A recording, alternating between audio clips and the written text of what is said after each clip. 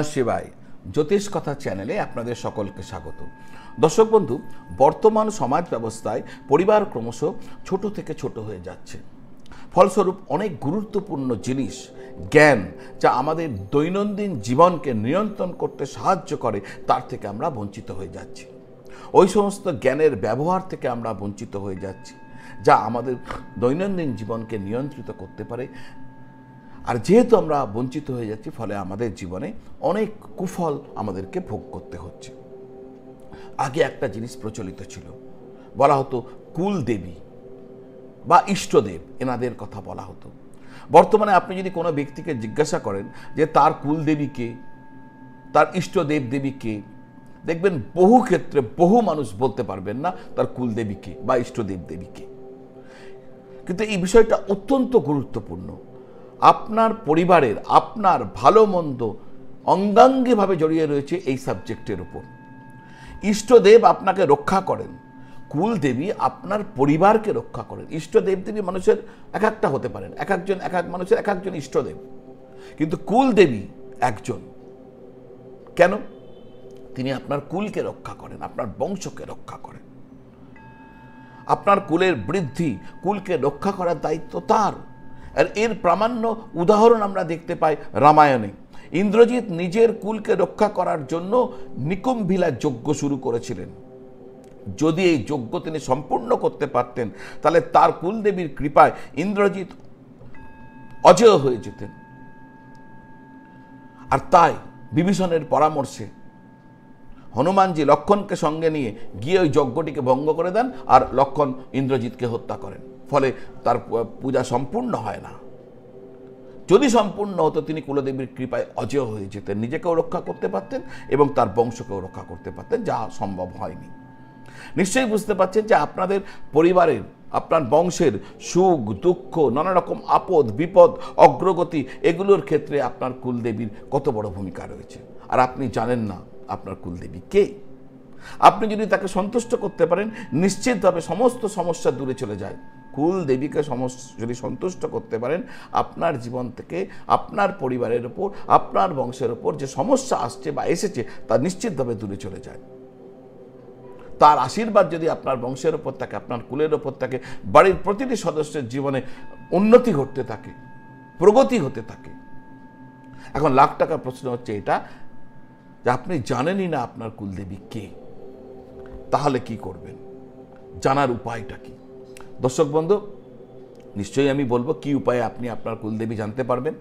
আপনারা যারা জ্যোতিষগত বিষয় নিয়ে আমাকে দেখাতে চাইছেন, প্রতিকার প্রতিবিধান জানতে চাইছেন, জ্যোতিষীয় প্রশ্নের উত্তর জানতে চাইছেন, তাহলে স্ক্রিনের নিচে যে নাম্বার দেওয়া আছে 9830564500, ওই নাম্বারে ফোন করে বা হোয়াটসঅ্যাপ করে যোগাযোগ করুন।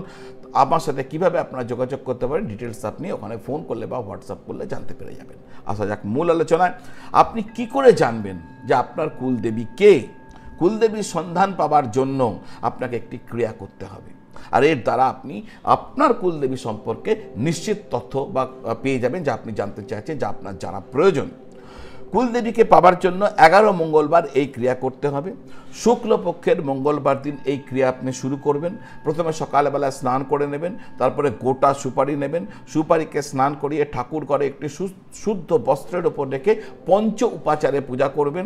তারপরে প্রার্থনা করবেন যে হে আমাদের বংশের কুলদেবী, আপনি কে, আপনি কোথায় আপনি অবস্থান করছেন, এই সম্পর্কে আমি কিছু জানি না, এর জন্য এই সুপারিতে আমি আপনাকে আমন্ত্রণ জানাচ্ছি। এই বলে 3 বার ওই সুপারিকে পূজা করবেন, আর সুপারিটি বাড়ির মন্দিরে আপনি স্থাপন করবেন। এরপরে রাত্রে আবার প্রার্থনা, আচ্ছা সুপারিকে একটি পান পাতার উপর রেখে দেবেন, তাহলে আরও ভালো হবে। একটি পানেরও পান পাতার উপর এই সুপারিটিকে রাখবেন।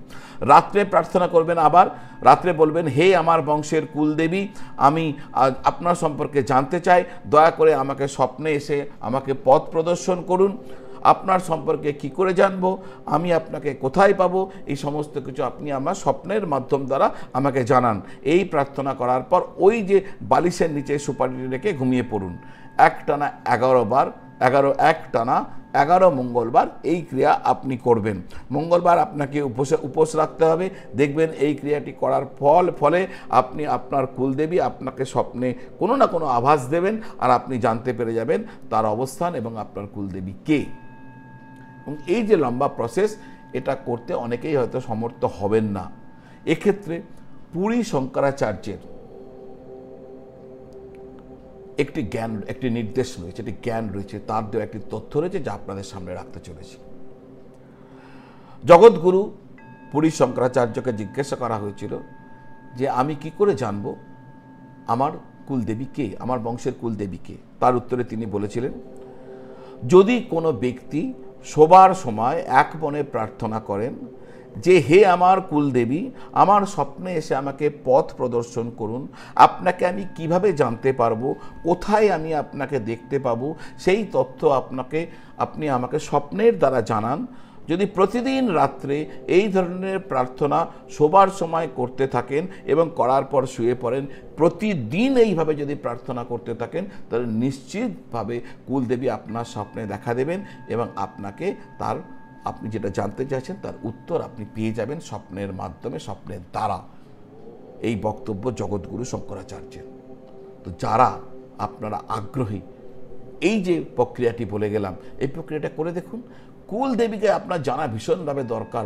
তিনিই আপনার কুলের রক্ষাকর্তা, তিনিই আপনার কুলের উন্নতির কারক। তাকে পূজা করলে, তাকে স্মরণ করলে আপনার বংশ, আপনার কুল দিনের পর দিন এগিয়ে যেতে থাকবে, সমস্ত বাধাকে অতিক্রম করতে সমর্থ হবে। তাই কুলদেবীর স্বরূপ জানা আর তার পূজা করা আপনাদের বাড়ির প্রত্যেকের উচিত। দর্শক বন্ধু, আজ এই পর্যন্ত। আপনারা সকলে ভালো থাকবেন, সকলকে ভালো রাখবেন। নমঃ শিবায়।